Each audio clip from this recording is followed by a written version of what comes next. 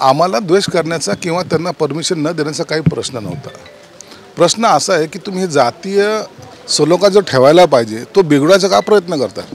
मग जर आम्ही असा उलटा प्रश्न विचारला की कर्नाटकमध्ये शिवाजी महाराजांचा पुतळा हटवला, कुठे गेला तुमचा स्वाभिमान? ही तरी घटना घडलेली आहे, ही दुर्दैवी घटना घडलेली, परंतु तिथून शिवाजी महाराजच हटवले, त्या टायमाला स्वाभिमान तुमचा कुठं गेला होता? गहाण ठेवला होता। परंतु निवडणुकीच्या तोंडावर तुम्हाला जेव्हा अशा प्रकारचे आंदोलनं करतात त्या टायमाला सर्वसामान्य माणसाला तुम्ही त्रास द्यायचा त्याच्या मागचा हेतू असतो, पुन्हा जातीवाद भडकवायचा हेतू असतो। उपमुख्यमंत्री, मुख्यमंत्री, पंतप्रधान यांनी माफी मागितली आणि तोच त्याच भव्यतेचा पुतळा आपण उभा करणार आहोत हे आश्वासन दिल्यानंतर आपण या अशा गोष्टी करायला नकोत। परंतु यांच्याकडे मुद्दे नसल्यामुळे हे लोकांना भटकवण्याचा प्रयत्न करतात, म्हणून हे आजचं आंदोलन आहे। कुणाला जोडे मारतात? जोडे तर स्वतःला मारून घेतले पाहिजे की तुम्ही केलेल्या पापाचं हे फळ आहे सर्व।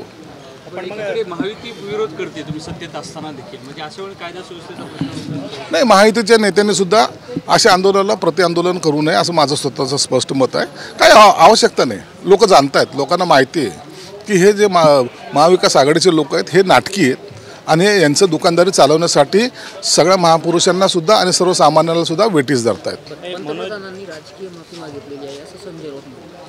राजकीय माफी मागितली असं नसतं कधीच। एखाद्या देशाचा पंतप्रधान एखादी माफी मागतो त्या टायमाला त्याला अर्थ असतो।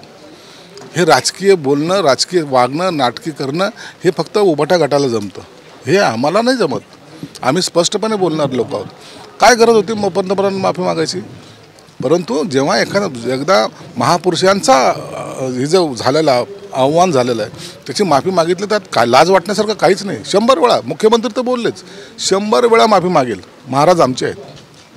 मनोज जरांगे पाटील देखील असं म्हणत आहेत की ह्या विषयावरून राजकारण होऊ नये, खरं तर हे पुतळा कोणी पडला, कोणामुळे पडला त्याला जेलमध्ये सोडवलं पाहिजे आणि राजकारण का करतायत? निश्चित मनोज जरांगेंनी जे काही स्टेटमेंट दिलं त्याचं आम्ही स्वागत करतो। अशीच भूमिका प्रत्येक राजकीय पक्षाची असली पाहिजे। जरांगेंनी जे सांगितलं ते वस्तुस्थिती आहे आणि असं तुम्ही त्याचं भांडवल, राजकीय भांडवल कराल, लोकांना वेटीस धराल, हे चालणार नाही। आणि म्हणून आज त्यांचं आंदोलन पाहाल तर सगळीकडे फ्लॉप शो त्यांचा असणार आहे।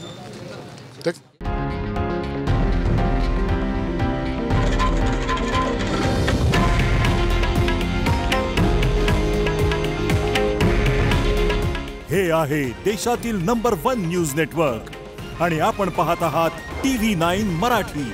काळजी तुमची, हित महाराष्ट्राचं।